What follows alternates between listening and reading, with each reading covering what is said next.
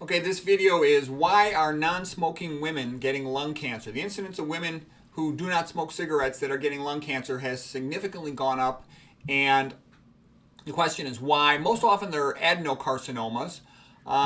It can be secondhand smoke. Let's say the husband, the boyfriend, or whatever is smoking a lot. But the big thing that's of interest here is cooking oil fumes. Frying food's a bad idea. I notice that some people in my house will fry food, and I don't like it. I don't care what they're frying. I always get out of the kitchen. It bothers me. I'm kind of sensitive, so I always get made fun of. But I believe that's a sign of being intelligent, okay? My nose or my eyes, my face gets all greasy and slimy, tells me that's unpleasant. Then I avoid it. And one thing I thought was a little funny, these articles will tell you, well, there was a 50% decreased risk of lung cancer if they had a fume extraction hood over the place where they're frying the food. Okay, great, but why not get a 100% reduction in risk by don't fry food? Cooking with oil is just not a healthy thing to do. Some of the things they would find in the cooking oil fumes were benzopyrenes. Those are carcinogenic. They're often found in cigarettes. Even formaldehyde was being found. And these led to other chemicals that were causing oxidative stress. Oxidative stress is when the amount of oxidative damage in the body overwhelms the amount of available antioxidants to control it. So you start getting tissue damage, and they can measure that by they'll find things in the blood and in the urine, biomarkers of oxidative stress, and these will be increased in people exposed to cooking fumes. And this can be somebody just frying food at home. Also, people who work in restaurants where they fry a lot of food, they have a big increase in the amount of oxidative stress markers. And they just compare the staff that works in the kitchen versus the staff that sits out in the dining room only. Of course, big risk factors for lung cancer. Of course, cigarette smoking is the main thing, but they found other populations like the Americans who smoked cigarettes had much more lung cancer than the Japanese or the Papua New Guinea, let's say go back to the 1970s and 80s. And it was thought that this was because the Americans also ate a high-fat diet. Compared to the Papua New Guinea population, the Americans had more than 6 times as much lung cancer. And again, the Papua New Guinea were smoking a lot, but they were eating a sweet potato diet, whereas the Americans were eating a high-fat diet. So not only you have the high fat, you got the high animal protein with the unique amino acids, leucine and methionine. They all increase mTOR. The dietary excess fat, all that saturated fat, is also going to cause insulin resistance. That's going to increase mTOR. Mammalian target of rapamycin, also called mechanistic target of rapamycin. That's the nutrient sensing pathway that tells cells to divide and replicate. In addition, there's increased iron available in the meat or in the iron fortified foods like cereals and grains that are iron fortified. All of those things can increase mTOR. So they're all bad. Fat, iron, and amino acids, leucine and methionine. Also arginine, but that's not as strong a correlate to meat. Not to mention that, they also get more chronic bronchitis. In a moment, I'm going to show you a whole bunch of papers about this, but I just wanted to give some of the background information. Other risk factors for getting lung cancer: if a person had HPV, same virus that increases the risk of cervical cancer is associated with increased risk of lung cancer. It's also an increased risk of head and neck cancer if you're having oral sex. That's what Michael Douglas had.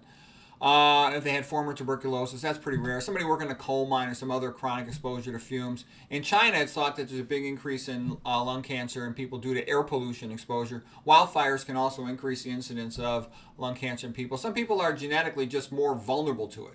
So you don't know if you're more genetically vulnerable or not. So the wise move is just assume you are and live as healthy as possible, and hopefully that'll help you to prevent it. Let's see what else was interesting. If you're going to cook, if you have to be in a room there, open the window if you can, or get one of those fume extraction hoods over the stove. If a person has a lung cancer, what can be done in these cases is do a biopsy. This could be done with bronchoscopy. Bronchoscopy does require sedation, though, typically, and check for this one mutation called EGFR mutation. I spoke to some pulmonologists and asked their opinion about this. And they said the benefit of doing that is sometimes if you get one of these characteristic mutations, it'll respond well to a specific targeted form of chemotherapy, medication therapy. And it's one pulmonologist said he saw one patient, stage 4 lung cancer, come off the ventilator and have long-term survival when they had had a biopsy with this EGFR mutation and were given that specific chemo agent. And that's just one patient, that's anecdotal, but who knows? That might be useful. Those meds do have significant side effect risks like hepatitis, pulmonary complications, etc. Okay, I'll show you a couple papers now. And there were tons of papers on these subjects. Oh, I gotta shrink this thing here. So here it is, association between lung cancer and ambient particulate matter. That just means the amount of air pollution. So the more air pollution, the more lung cancer. Cooking oil fumes, the more cooking oil fumes, cooking with oil, frying food, the the more lung cancer. And here's just a couple papers. Same thing. Cooking oil fumes are a risk factor for lung cancer.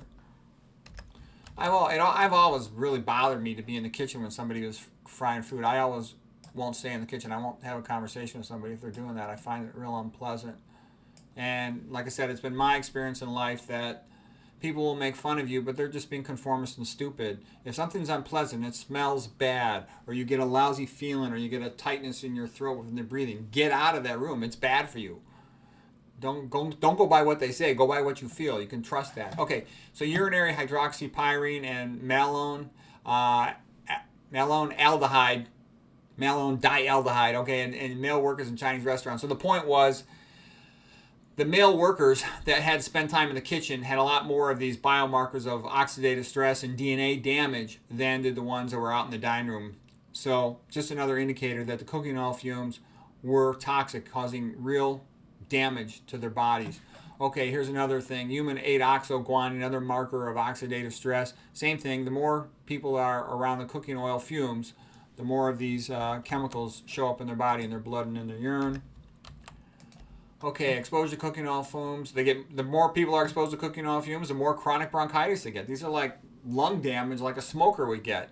So it's pretty stupid. And this is the one I thought was funny. Yeah, they say there's more lung cancer if you're more exposed to cooking oil fumes, but the 50% reduction. So yeah, of course, restaurants ought to be required to have those types of extraction fume hoods, but still, the smart move obviously is just don't use this stuff. So anyways, I thought that was a little bit interesting. I hope you found that helpful.